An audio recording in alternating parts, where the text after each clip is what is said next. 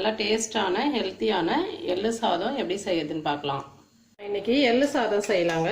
2 table spoon அளவுக்கு எள்ளு சேர்த்துருக்கேன். இதில் துவரம் பருப்பு 1 டேபிள் ஸ்பூன், ஒரு 4 சிகப்பு மிளகாய் சேர்த்துட்டு நல்லா வறுத்து எடுத்துக்கலாம்.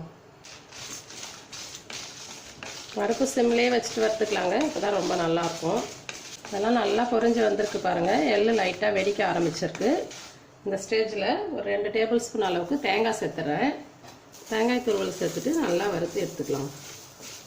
ஈரப்பதம் போகிற வரைக்கும் வறுத்துட்டா போதும். இது எல்லாமே எடுத்து நம்ம மிக்சியில் பவுடர் பண்ணி எடுத்துகிட்டு வந்துடலாம்.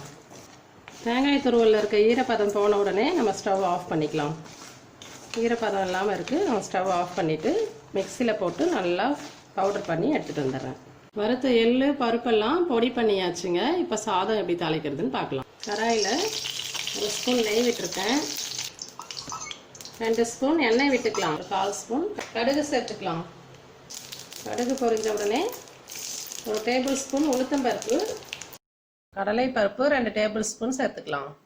நம்ம பருப்புலாம் பொரிஞ்சு வந்துட்டுருக்குங்க. இந்த ஸ்டேஜில் நம்ம கொஞ்சம் கருவேப்பிலை சேர்த்துக்கலாம். அதில் 2 டேபிள் ஸ்பூன் அளவுக்கு வேர்க்கடலை, வறுத்த வேர்க்கடலை வச்சுருக்கேங்க நான்.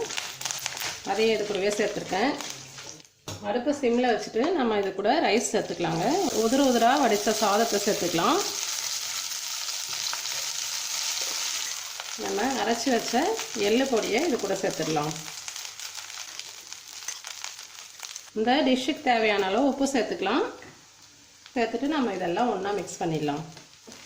நல்லா மிக்ஸ் பண்ணியாச்சுங்க. மேலேயே கொஞ்சம் பொடியாக கட் பண்ண கொத்தமல்லியை சேர்த்துட்டு ஸ்டவ் ஆஃப் பண்ணிடலாம்.